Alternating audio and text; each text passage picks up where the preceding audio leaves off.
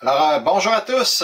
Bon lunch immobilier du Club d'investisseurs immobiliers du Québec. Mon nom est Yvan Cournoyer et je suis à la barre de ce 30 minutes avec vous et en compagnie de Jean-Philippe Claude. Donc, soyez les bienvenus à tous. Bon appétit et bon lunch, que vous soyez dans votre voiture, à la maison, au travail, peu importe, on vous prend où ce que vous êtes. Donc, bon lunch à tous et merci d'être là. Donc, Jean-Philippe, est-ce que tu es avec nous? Yes, sir. Yes, sir. Voilà.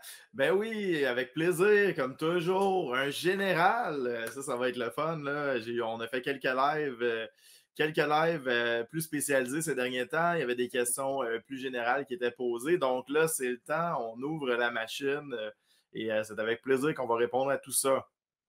Donc, n'hésitez pas à poser des questions dans le chat qui est disponible et on va y répondre. Mais avant toute chose, on vous invite à partager le live pour courir la chance de gagner des prix qu'on fait tirer à la fin. On a 250 de rabais sur le coaching, le programme Élite qui a débuté, mais qu'on peut joindre le 2 avril prochain à Montréal et à Québec. On a 50 de certificats cadeaux applicable à une formation à la carte de votre choix et un livre qu'on fait tirer qui est transformé en opportunité des multilogements trop chers qu'on a coécrit moi puis Jean-Philippe. Donc, à vos claviers et pour courir la chance, il faut aller indiquer dans le chat le mot partager et c'est important de l'écrire comme il faut. Donc, P-A-R-T-A-G-E, accent aigu. Donc, partager, on l'inscrit dans le chat et à la fin, notre petit système va faire 3 gagnants. Donc, sur ce, est-ce que Jean-Philippe, il y a des gens qui ont commencé à s'activer pour poser des questions? On sait que c'est tout le temps un petit peu plus long.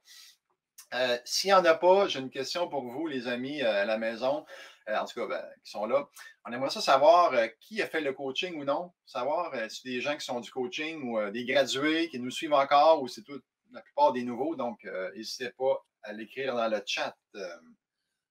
Yes, hey, Jean-Philippe. oui, c'est ça, on attend les questions, puis on tient à le dire, c'est souvent la même chose, ça démarre le live, les gens sont plus gênés, on pose pas beaucoup de questions, c'est le temps quand il n'y en a pas, allez-y, et soyez concis s'il vous plaît, parce qu'évidemment, on doit lire les questions en même temps que le live, donc s'il vous plaît, courte réponse, ciblée, évidemment, on peut pas faire une consultation sur une thématique en particulier, mais si vous y allez avec une question relativement simple, facile à lire, ça serait parfait.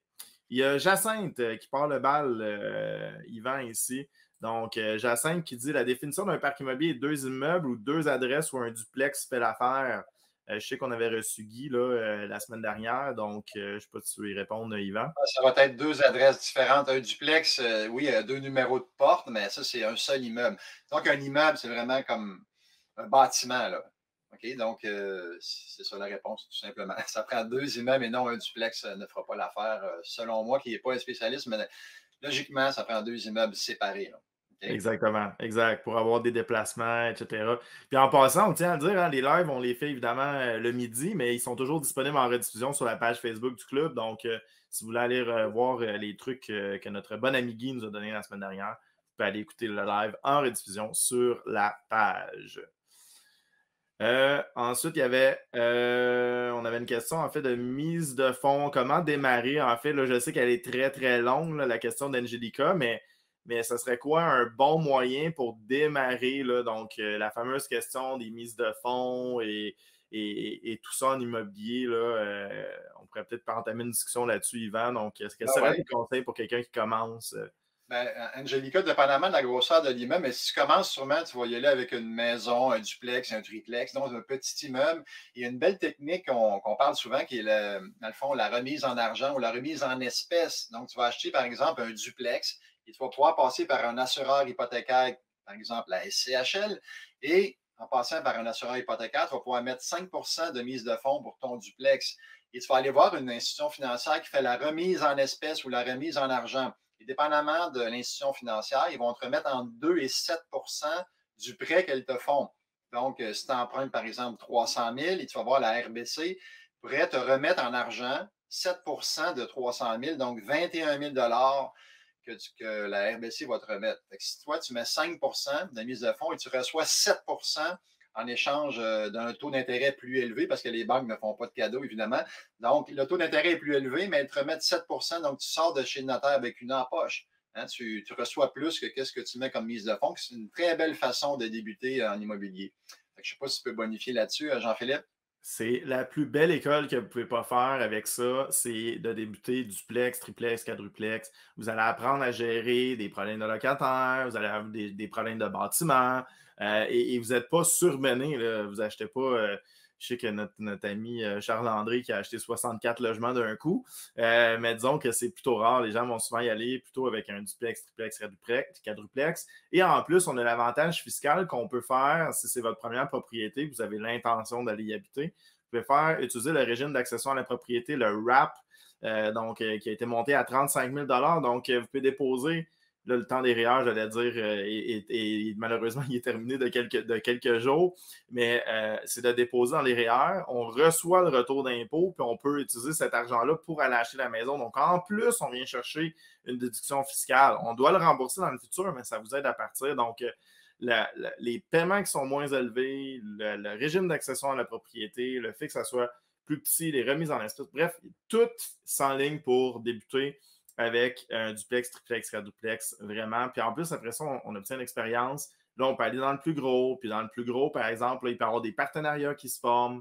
Où est-ce que là, vous combinez certaines forces ensemble, puis ça vous permet de grossir le parc. Donc, c'est la première porte d'entrée. C'est vraiment duplex, triplex, quadruplex. D'ailleurs, on a une formation au club, comment acheter son premier toit, où est-ce qu'on décortique un peu tout ça. Donc, sur 3 heures, on y va vraiment à la base de l'immobilier ensemble. Comment acheter son premier toit sans comptant? Voilà. C'est quand même intéressant. J'ai mal dit ça. Non, c'est correct. C'est juste que tu n'as pas dit sans comptant. Fait que, voilà. le sans comptant peut exciter un peu les gens qui débutent. Et voilà, exact. Il y a quelqu'un qui demandait c'est quand la prochaine rencontre en présentiel. C'est le 5 avril à Montréal et le 28 avril à Québec. Pour ceux qui sont intéressés de venir nous voir en vrai humain, là, il y a des gens qui nous ont jamais vus. Là, ça fait comme 2 ans qu'ils nous suivent dans les lunchs. On existe vraiment, moi et Jean-Philippe, vous allez voir. Simon Richard à 12h05, faire des flips avec notre maison principale est intéressant. Oui, ça peut être intéressant pour une propriété, par exemple. Tu achètes une maison que tu vas habiter, tu fais quelques travaux dedans, puis après un certain temps, quelques mois, une année et demie, tu décides pour une raison X de la revendre parce que ta situation a changé. Ça pourrait être intéressant, ça pourrait être libre d'impôt, mais il faut faire attention à votre intention lors de l'achat. Fait que si le fisc prouve que votre intention était de rénover, par exemple, et de revendre rapidement, il pourrait venir cogner à votre porte et dire ce n'est pas vraiment une résidence principale. Ton intention était de revendre, donc tu n'es plus admissible à la déduction du gain en capital et ça devient un revenu d'entreprise qui devient imposable. Bref, il faut faire attention avec la fréquence puis vos intentions que vous allez démontrer ou que le fisc pourrait pourrait venir dire ton intention est à une revente et on refuse, dans le fond, la déduction que tu as eue. Donc, en faire un, ça pourrait aller. Normalement, encore là, il n'y a pas de règle, mais si tu en fais 3, 4, tu vas faire des flips avec tes résidences principales, ça va lever un drapeau à un moment donné, puis après 3, 4, 5, c'est ceux qui vont venir faire un petit tour pour tenter de récupérer leur dû. En plus, on doit le déclarer maintenant, c'est ça, hein? On doit le déclarer dans notre rapport d'impôt maintenant, donc oui. Et ça, voilà, ils ont les griffes longues. Donc faites attention, soyez toujours en règle. Il y avait Serge, celle-là, je peux peut-être la prendre, Yvan, si tu veux. L'opinion sur les immeubles semi-commerciaux. Pour ma part, j'en ai quelques-uns, des immeubles semi-commerciaux. C'est sûr que la pandémie a changé un peu la méthode, la façon qu'on fait du commerce. On a vu aussi beaucoup de déplacements vers l'industriel du fait de ces centres d'envoi-là, évidemment des Amazones de ce monde, mais encore aussi des autres commerces qui veulent avoir des plateformes d'envoi. Je vous dirais, essayez de vous concentrer sur des semi-commerciaux avec des commerces de destination. Donc, des commerces de destination, c'est sûr que les restaurants, ça a été difficile ces temps-ci, mais ça va reprendre. Les nettoyeurs, ça peut être coiffeurs. Qu'est-ce que j'ai? Moi, j'ai animalerie. Évidemment, animalerie, ça a très, très, très, très bien été durant la pandémie. Là. Des augmentations de chiffre d'affaires assez extraordinaires. Donc, essayez juste d'y aller avec des commerces qui ne sont pas facilement remplaçables. Là. La petite boutique du coin là, qui vend du linge, là, c'est difficile ces temps-ci. Donc, concentrez-vous là-dessus et concentrez-vous aussi sur des belles artères commerciales parce que les belles artères commerciales vont continuer de vivre. Mais des commerces qui sont vraiment distants des passages où est-ce que c'est pas agréable de se promener à pied, par exemple, ça va être plus difficile dans le futur, mais somme toute, dans la pandémie, j'ai perdu qu'un seul locataire sur une. Je pense que j'en ai entre 15 et 20. Après, je fasse le calcul, mais ça a relativement bien été. Donc, Serge, voilà. Good. On a Angelica qui revient un petit peu à la charge avec le fait d'avoir 2 condos pour un parc immobilier. Ça compte. Hein? Tu peux avoir 2 condos, puis ça va fonctionner. C'est ça. Donc, Guy ceux qui veulent avoir plus de détails par rapport à ça, on a fait un lunch immobilier la semaine dernière avec Guy Demers sur les dépenses admissibles et les dépenses par rapport aux déplacements, par rapport au parc immobilier dont on parle et tout ça. Donc, très, très bon live qu'on a fait. Je vous invite à aller le consulter. Mathieu Brassard, si tu veux, je peux le prendre aussi, Yvan, pendant que tu regardes un autre commentaire, parce qu'on est directement là-dedans. 20 logements et plus, est-ce qu'il est préférable de chercher un projet de conversion de mazout d'électricité versus du gaz naturel versus l'électricité? C'est sûr que c'est le mazout vers l'électricité qui est plus intéressant, parce que le mazout est beaucoup moins efficace que le gaz naturel. Donc, les fournaises à gaz naturel à haute efficacité, là, ils ont une performance assez extraordinaire. Oui, on va faire de l'économie, évidemment, si on fait la conversion, on négocie avec les locataires et on transfère cette facture-là de l'autre côté. On va avoir un gros gain. Mais le mazout, définitivement, là, c'est des vieilles fournaises beaucoup moins performantes. Donc, c'est appelé à disparaître. Même à Montréal, je ne me souviens plus en quelle année, mais ça sera plus légal de chauffer avec ces systèmes. Et aussi, Mathieu, dis-toi quelque chose, le fameux programme APH Select de la SCHL, il regarde le passé, le bâtiment, l'efficacité énergétique du bâtiment précédent. Donc, le mazout, évidemment, était très basse. Et là, tu fais la conversion énergétique. Ton delta d'amélioration va être vraiment élevé. Et en étant vraiment élevé, tu scores plus de points au niveau du programme. Et là, c'est possible d'aller chercher 45, 50 ans d'amortissement. Au niveau d'efficacité énergétique. On vient tout juste de le faire. Donc, on vient tout juste de sortir notre premier rapport pour le programme APH, justement. Et imaginez, là, on a fait une conversion d'un vieux système, c'était du gaz naturel, mais un vieux système vers l'énergie électrique. Mon Dieu, je dormais de la misère à midi. Mon café, il n'est pas rentré. L'électricité, et on peut aller chercher 1,1 de ratio de couverture de dette, 95% de financement, ratio prévaleur, et on peut aller chercher 50 ans d'amortissement. Donc, imaginez là, l'avantage que ça a quand on fait cette conversion-là. C'est assez extraordinaire. Et la prime d'assurance qui passe de 5,75 si on aurait un amortissement aussi long que ça, à 1% environ. Donc, on sauve partout. C'est assez extraordinaire. Hey Jean-Philippe, je sais pourquoi ton café est passé de travers. Tu peux-tu nous montrer ça? Ah oui! J'ai mal pris mon café. Ben oui, j'ai acheté, en fait, je n'ai pas acheté, j'ai gagné un prix de présence pour une activité que j'ai fait en Floride. Et regardez ça, je viens de remarquer, c'est la tasse du Tal. Donc, ça doit être une marque aux États-Unis, mais ça me fait très rire. Donc, le matin, je prends ma petite tasse et Passe de travers. je manque de patience. Donc, c'est pour être patient avec le Tal. C'est ça. Ouais, puis parlant de Tal, les amis, allez voir, peut-être qu'on pourrait le mettre dans le chat, mais un article qui est sorti ce matin de Patrick Lagacé par rapport à un locataire d'enfer qui a fait sortir un peu le propriétaire de sa ligne droite, si on peut dire. Donc, le propriétaire était vraiment tanné du locataire et a imité sa signature pour pouvoir s'en débarrasser. Donc, évidemment, c'est illégal comme acte, mais la question que Patrick Lagacé nous demandait, est-ce que le propriétaire devrait aller en enfer? Et nous, on vous pose la question, qu'est-ce que vous auriez fait, vous, pour essayer de vous débarrasser dans cette situation-là? Comment vous auriez réagi? Donc, ceux qui veulent l'écrire dans le chat, soyez les bienvenus. On lira tantôt peut-être les commentaires là, si on a le temps. Avant la fin, on a Joanie Villemer à 12h08 qui pose une question. Quelle documentation les prêteurs privés habituellement avant d'approuver une demande, qu'est-ce qu'il demande?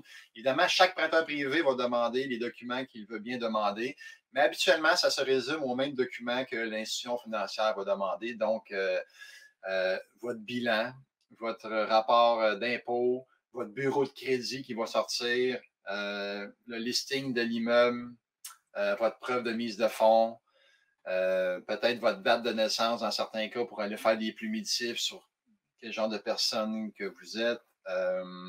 Ensuite, avis de cotisation pour être sûr que vos impôts sont payés.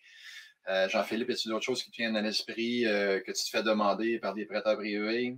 Non, ça peut arriver des fois qu'ils veulent faire les inspections par leur propre inspecteur. Ça pourrait arriver ou leur propre évaluateur. Auteur Euh, agréé, même. ouais, exactement, évaluateur, mais leur sélection à eux, de par la relation de confiance que vous avez avec eux. Mais dites-vous, là, dites-vous que c'est un homme d'affaires, là, évidemment, M. Lépine, Gilles, qui sont tous deux prêteurs privés avec plusieurs personnes du club. Mais c'est des hommes d'affaires qui ont de l'argent, en fait, qui veulent prêter. Donc, généralement, c'est plus simple que les banques, beaucoup plus simple que les banques. Et les prêteurs privés sont capables de voir un potentiel. Fait que c'est surtout le potentiel. Ils vont regarder où est-ce que tu vas aller, ton expérience, ton potentiel. C'est principalement ça. OK, excellent. Hey, les amis, on est déjà rendu à mi-parcours, midi 18. J'ai 8 petites annonces en rafale pour le bien de tous et de chacun. Donc, je vous fais ça, puis Jean-Philippe peut-être cibler une autre question. Donc, on a en présentiel le programme Élite, donc notre programme de coaching et mentorat, qui a débuté, qui est possible de joindre à Québec et à Montréal le 2 avril. Vous allez apprendre vraiment tout ce qu'il faut pour bien démarrer ou peut-être aller à un autre niveau. Il y a des gens qui ont déjà des immeubles qui veulent aller plus loin, donc recherche, offre d'achat, analyse, inspection bâtiment, gestion d'immeubles, fiscalité de base, vérification diligente. Bref, on vous invite à considérer le programme si vous voulez vraiment vous lancer en immobilier ou aller plus loin, comme j'ai dit tantôt. En virtuel, on a le réseautage avec des salons thématiques, donc le 23 mars prochain, dans 2 jours. Soyez présents. Un paquet de sujets où vous allez pouvoir aller consulter des experts pour avoir de l'information. Peut-être faire des contacts aussi, parce qu'on a 2 personnes qui ont acheté un gros immeuble à Trois-Rivières, qui se sont rencontrés dans le réseautage virtuel, donc on vous invite à être là. Soyez des nôtres. On a également en présentiel le 5 avril. On est de retour. C'est les retrouvailles des gens qui veulent rencontrer d'autres personnes physiquement. Donc, c'est à Montréal, sur la rue Jarry. Les détails sont sur le site du club. On a également un réseautage présentiel, pardon, le 28 avril à Québec, donc le même format, la même formule. On peut s'inscrire sur le site du club, c'est 30 pour payer les frais de salle et tout ça. On a un lancement, notre lancement du IMAG le 27 avril prochain. Donc, super IMAG avec des conseils de coach, des conseils d'experts, des entrevues, un invité prestige dont Ray Junior Courtemanche qui est là avec nous. Donc, soyez là le 27 avril, c'est en virtuel. Il faut aller s'inscrire sur le site du club, par contre, pour obtenir le lien pour pouvoir participer. On a la semaine des millionnaires qu'on a lancée la semaine dernière, donc du 21 au 28 janvier prochain. On s'en va dans le sud, dans une destination qui est surprise. On va être environ 150 personnes à aller faire du réseautage, prendre de la formation, faire des contacts, créer des nouveaux amitiés peut-être et revenir bien motivés et en forme pour acheter la province du Québec. Quand on revient, on est super motivés. Ensuite, on a les femmes en immobilier, donc le groupe des femmes en immobilier sur Facebook. On vous invite, mesdames, à aller joindre le groupe et également le groupe privé du club. Donc, et voilà pour les petites annonces, Jean-Philippe. On poursuit avec 2, 3 questions avant de faire le tirage. Yes, sir. Écoute, je voulais effleurer la question de Mel. Là. On parlait de bail verbal versus bail écrit. Et oui, au tal, un bail verbal peut tenir de bail, là, donc peut avoir une certaine validité. Là. On ne veut pas effleurer parce qu'on n'est pas avocat là-dedans, mais oui, un bail verbal peut être reconnu, Mel, dans ce cas-là, à la Régie du logement. Donc, toujours important d'avoir des ententes signées, évidemment, parce que là, c'est la parole de l'un contre l'autre. C'est pas excellent, mais oui, ça peut être valide. Donc, moi, ce que je ferais dans une offre d'achat en tant qu'acheteur potentiel d'un immeuble, si le propriétaire me dit qu'il y a un bail verbal, j'aimerais ça que tu mettes ça par écrit pour savoir dans quoi je m'embarque, parce que le propriétaire peut bien dire quelque chose, puis quand tu arrives avec le locataire, ben, c'était plus ça. Fait que là, c'est la parole d'un contre l'autre, comme dit JP. Donc, si on achète un immeuble ou dans une condition, c'est que le bail verbal sera mis par écrit pour. De toute façon, la banque, normalement, va vouloir avoir Exact. un écrit. Fait que c'est dans le bien de tous et de chacun d'aller signer des bonnes ententes. Absolument. Mais tu sais, cette entente-là peut jouer sur un stationnement. Bref, tout Ouais, écrit, s'il vous plaît. Là, ouais. tout écrit. Une question super rapide, Hélène Larose, sur le programme APH. En fait, quand on vend le bâtiment qui était affiché ou tagué en bon français avec le programme APH, non, en fait, ça tombe tout simplement. Donc, le nouvel acheteur n'a juste pas les conditions de financement avantageuse parce qu'ils décident de ne pas respecter le programme, mais il va être vendu, donc ça tombe automatiquement. Il y avait Sébastien. Oui, vas-y. Ah, c'est ça, j'allais dire Sébastien Martel, vas-y. Ben, Sébastien qui parle, je trouve ça bien, Sébastien, pour les réfugiés, donc des logements, évidemment, il y a un flot de réfugiés en ce moment avec cette malheureuse crise. La Corpic a fait un sondage pour la location d'appartements.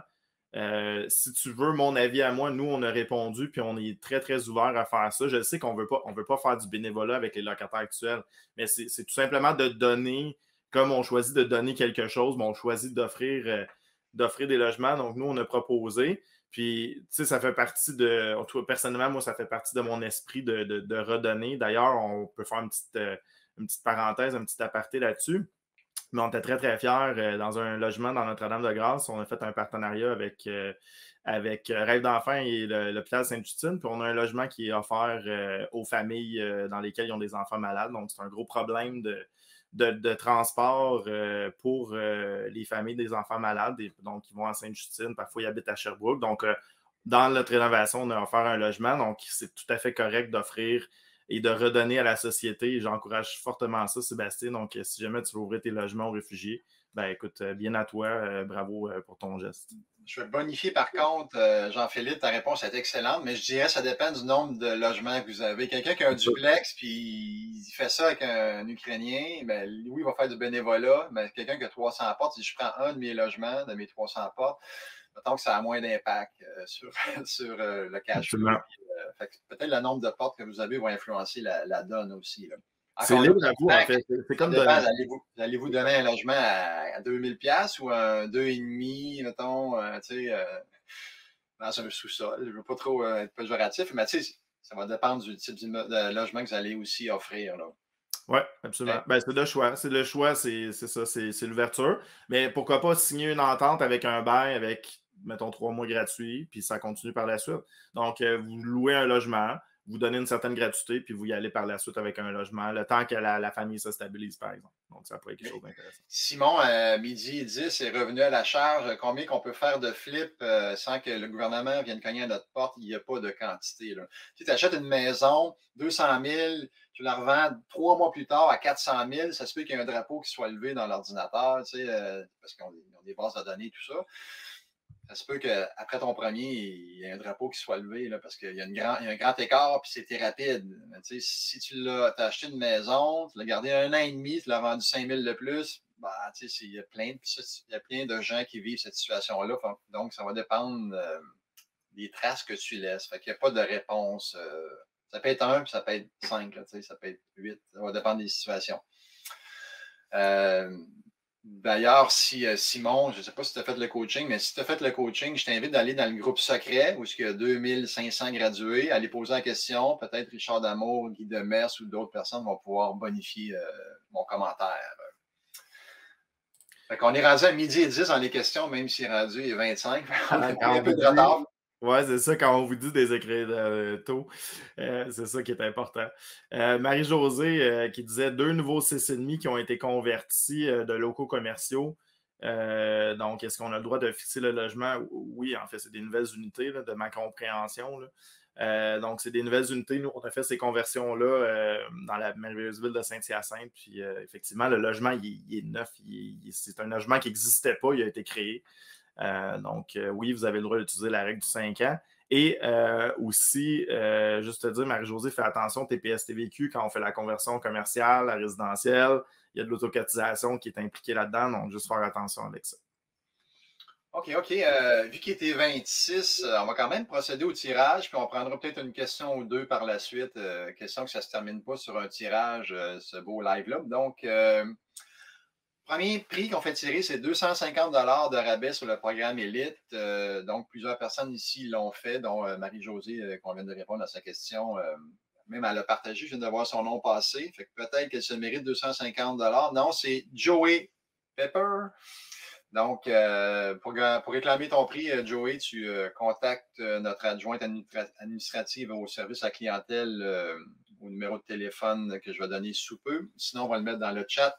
Donc, deuxième prix, c'est 50 $ de rabais applicable à une formation à la carte de votre choix. Et la gagnant ou la gagnante est Loïc Poudrier. Félicitations, Loïc. Et le troisième prix, c'est un livre que Jean-Philippe tient entre ses mains, j'imagine qu'il est là-dessus, le livre. Ouais, c'est Transformer en opportunité des multilogements trop chers. Et je suis le gagnant. OK. Comment ça se fait? J'ai pas. Donc, il y a quelqu'un Ouais. à la régie qui a marqué partager avec mon profil. Ça doit être Ah, sûrement. ça, c'est très drôle, Yvan. J'espère que tu vas. Hey, écoute, le livre Hey, que tu as écrit j'aimerais savoir une dédicace, JP. avec plaisir, Yvan. Avec Donc, plaisir. Stéphane Chabot se mérite le fameux livre dont on vient de parler. Donc, félicitations aux 3 gagnants. Je ne sais pas si tu as eu la chance de regarder un petit peu les questions entre-temps. Oui, absolument. Écoute, avec la dédicace, avec plaisir. C'est très drôle, ça. Ouais, c'est très drôle. Yvan Cloutier, question super rapide. Y a-t-il une différence entre duplex et bigénération au niveau de la loi? Personnellement, je n'en connais pas. Je ne sais pas si toi, Yvan, de ton côté. Là. Ça va être surtout des lois, point de vue réglementation municipale. Là, qu'est-ce qui est considéré comme bigénération ou pas? Sinon, il faudrait peut-être préciser la question, mais je suis loin d'être le king des bigénérations. D'après moi, le TAL, c'est la même chose. Fait que ça va être les mêmes règlements, sauf municipaux. D'après moi, c'est là que ça va se jouer. Là. Le zonage, Ouais. souvent aussi, la génération, on ne verra pas une deuxième adresse, on va voir le A et le B qui vont venir s'installer. Donc, qu'est-ce qui est considéré comme génération? C'est-tu une porte entre les deux? C'est-tu quelque chose de commun? C'est-tu un garde-robe commun? J'exagère, mais qu'est-ce qui fait que c'est bigénération? Informez-vous à la municipalité dans laquelle l'immeuble se trouve.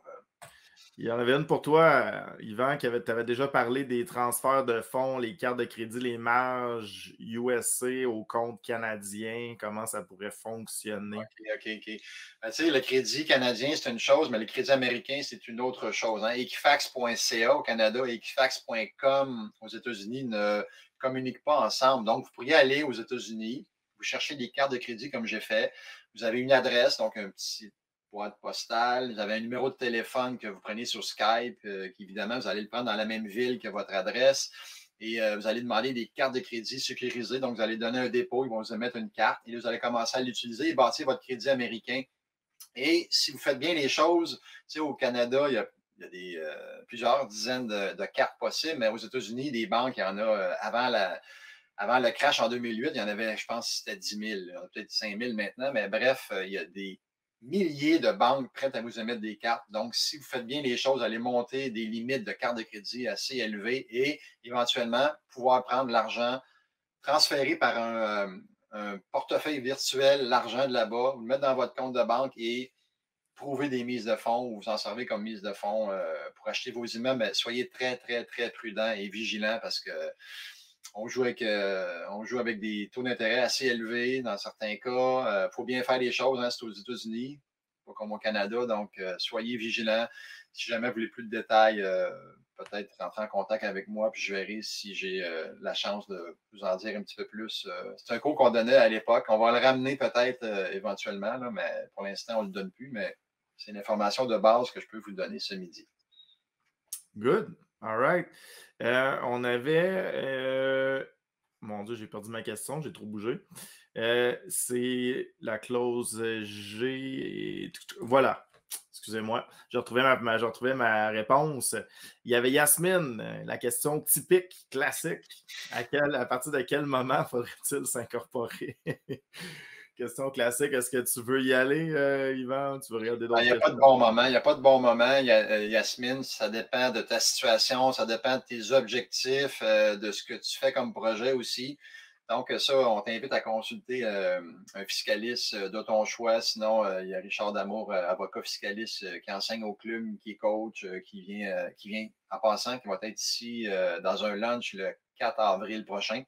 Donc, il pourrait te donner plus de détails, mais il faut vraiment consulter parce que la réponse que je te donne à toi, Yasmine, ne sera pas la même que je vais donner à Jean-Guy et à Stéphane. Donc, puis garocher une réponse rapidement comme ça, il manque de détails. On ne connaît pas tes revenus, on ne connaît pas ta situation. Es-tu en couple? Tu t'achètes un immeuble pour le flipper ou pour le garder? As-tu des enfants que tu vas léguer ça éventuellement? Donc, il y a plusieurs paramètres qui vont rentrer en ligne de compte. Malheureusement, je ne peux pas aller plus en détail que ça ce midi. Mais soyez là le 4 avril avec Richard Damour. Yes.